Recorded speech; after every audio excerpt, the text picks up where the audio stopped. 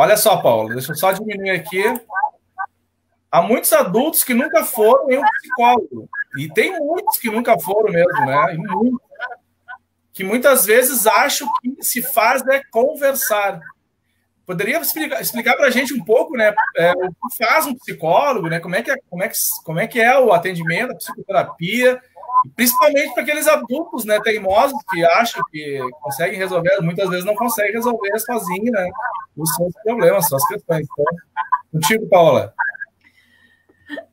Então, o primeiro ponto, né, é que muitas vezes as pessoas têm uma ideia que é um pouco equivocada de que o psicólogo, o que elas vão fazer, né, indo a um psicólogo, a um consultório, falando aqui da psicologia clínica, no caso, seria conversar. E, na verdade, isso é um mito, assim, né, que é rapidamente desfeito já nos primeiros semestres da faculdade, que o psicólogo ele se usa de estratégias, né?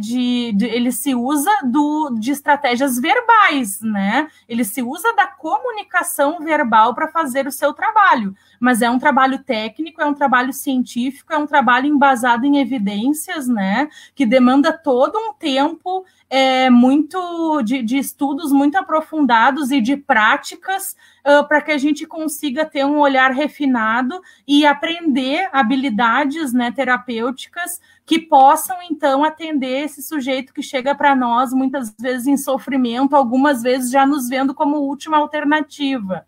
Eu, na minha prática, tenho visto, assim, que hoje já chegam menos pacientes tão graves, sabe? Antes eu via que as pessoas deixavam mesmo para a última hora, né? Em crise mesmo, já com ideação suicida, com algumas tentativas de suicídio, inclusive, para ir procurar, né, ajuda. E hoje as pessoas já estão, assim, procurando quando está numa etapa mais moderada ou até numa etapa mais leve, né? Para mim chega mais moderado até, né? Os que chegam para mim às vezes já passaram por outros. A maioria, quando chega para mim, já passou por outros.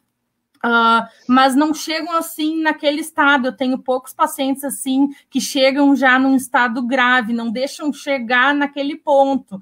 E isso acho que é um ganho que a gente tem também, porque a gente tem, enquanto categoria, se mobilizado, embora ainda falte muita mobilização de nossa parte, né? Poderia ser muito mais, mas nós temos feito uma mobilização de divulgar a psicologia enquanto ciência, enquanto profissão, de diminuir a discriminação, né? Os estereótipos que existem, assim, de quem vai no psicólogo, no psiquiatra é louco, não bate bem, tu não é uma boa mãe, um bom professor, tanto é que tu vai no psicólogo, acho que está na hora de tu ir no psicólogo, quando, na verdade, ir ao psicólogo ou ir ao psiquiatra deveria até ser visto como um elogio, né? Uma forma, tipo, a pessoa, ela cuida tão bem de si e, por consequência dos seus, que ela vai e ela investe, né, no seu autoconhecimento, na sua saúde, e ela vai a um psicólogo, né? Deveria ser visto com este outro olhar. E nós temos batalhado para disseminar essa nova ideia, né? Ressignificar isso também.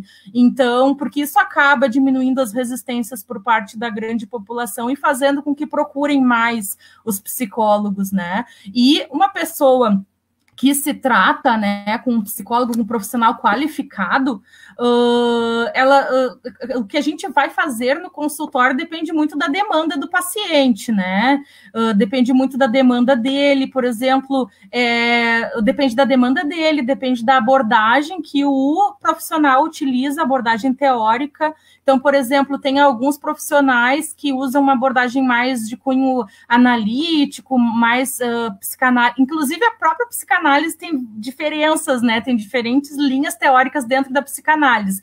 Mas, por exemplo, pode acontecer de um adulto ir num consultório psicológico e lá dentro, as pessoas têm muita curiosidade, às vezes, o que acontece lá dentro, né? E lá dentro acontecer de deitar num divã e ficar falando, né? E o psicólogo que for atender, muitas vezes falar pouco, pouco, né, tentar intervir o mínimo possível, e aí a pessoa sair de lá com uma ideia assim de que todo psicólogo é assim. Não, aquela abordagem é assim, não quer dizer que todo psicólogo é assim. Quem sabe, né, se não deu certo com essa abordagem, porque gostaria, de repente, de um profissional que interagisse mais, que falasse mais, que explicasse mais coisas, então, quem sabe, tenta em um outro profissional com uma outra abordagem, porque tem, né? Assim como, por exemplo, nessa abordagem que eu mencionei do Divan, geralmente os processos psicológicos, né, psicoterápicos, eles se estendem mais no tempo, porque ela tem outros pressupostos, né, do que é um processo de análise, enfim, não está certo nem errado per si, né, é uma escolha tanto do profissional como do paciente que procura esse profissional e que se submete a esse tipo de tratamento. Mas existem abordagens psicológicas, existe, por exemplo, a psicoterapia breve, que ela tem como característica assim de ter poucas demandas específicas, então eu vou trabalhar de forma bem breve estas demandas, depois até podem surgir outras, e eu fazer uma outra psicoterapia breve para essas outras demandas, né? Mas existe psicoterapia breve em psicólogos que usam diferentes linhas teóricas também, né?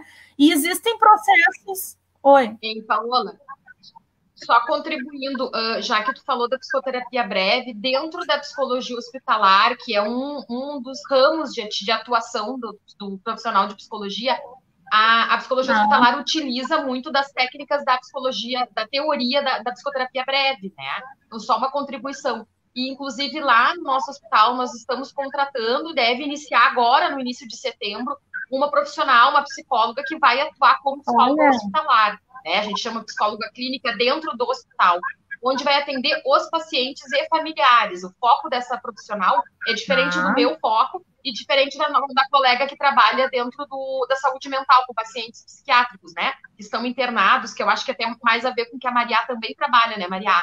Pacientes do CAPS. Então, hoje, atualmente, nós somos 2 psicólogas no hospital, em atuações diferentes, e teremos a terceira, né? E é muito bacana poder divulgar isso, até mesmo para a comunidade de Camaquã e da região, porque eu entendo como um ganho para o hospital, né? E para a própria psicologia, onde a gente vai ter mais uma profissional da área, né? Atuando numa outra ponta, né? Do trabalho. E aí tu falou na psicoterapia breve, eu vou pegar o gancho da Paola. Vou pegar o gancho da Paola já para fazer... É uma profissional que ela vai atuar com o paciente. Bem pontuais, né? Objetivos bem pontuais daquela situação que se apresenta ali naquele momento, né? Aquelas demandas do momento. Então, e é um processo que ele tem que começar, necessariamente começar e terminar de forma breve, até em virtude de que o tempo de internação ele não é previsto para ser muito longo, né?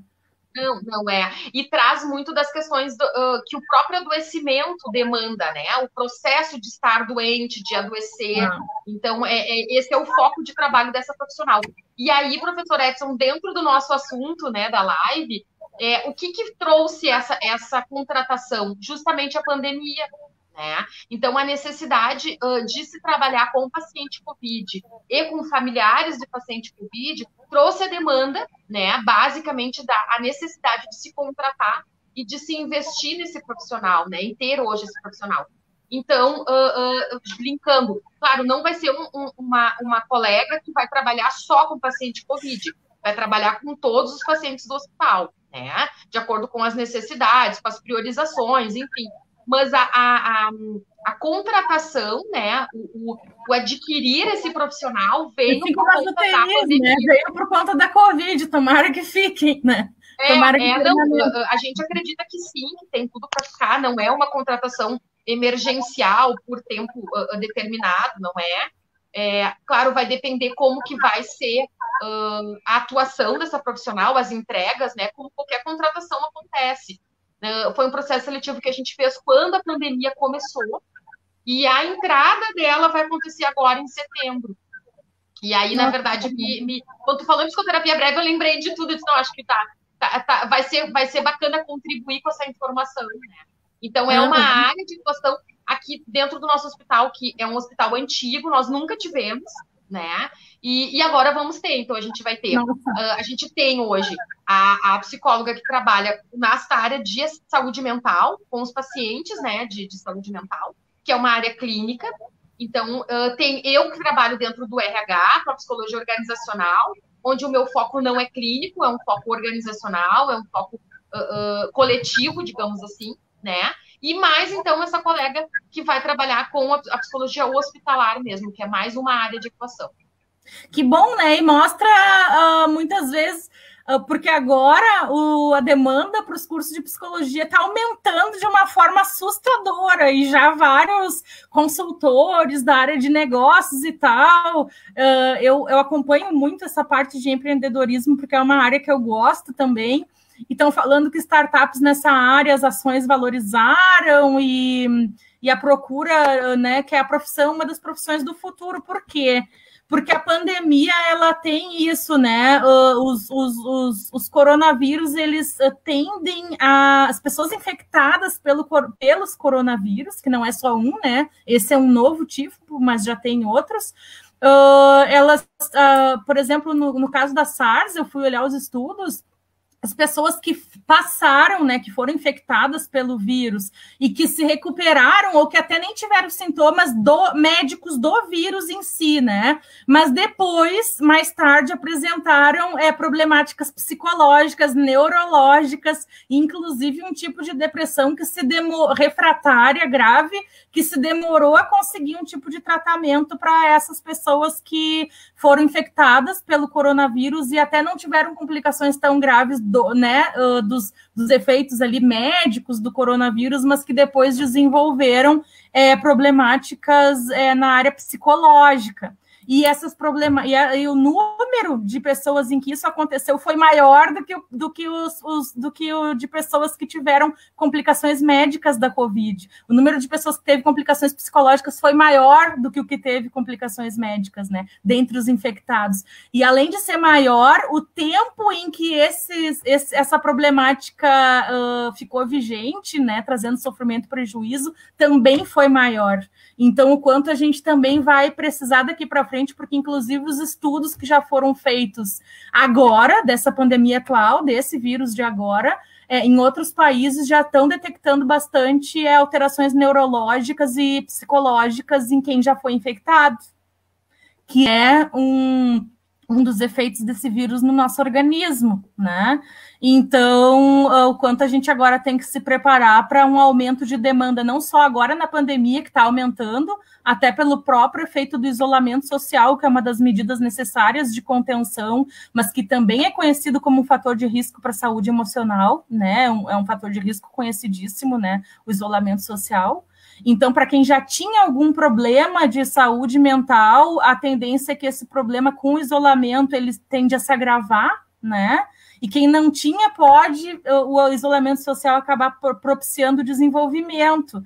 Então, e sem contar tudo que a pandemia implica, né? Que os estudos agora estão mostrando, até fiz um levantamento, aumento significativo dos níveis de ansiedade, de estresse, de depressão, de sintomatologia de estresse pós-traumático, né? Principalmente para quem já teve um histórico pregresso de algum trauma, né, de alguma vivência anterior de trauma, maior medo, confusão, raiva, intolerância, né, o que acaba também aumentando os índices de violência doméstica contra mulheres e contra as próprias crianças e adolescentes que estão afastadas do ambiente escolar, que acaba sendo uma medida que a sociedade tem de controlar e de diminuir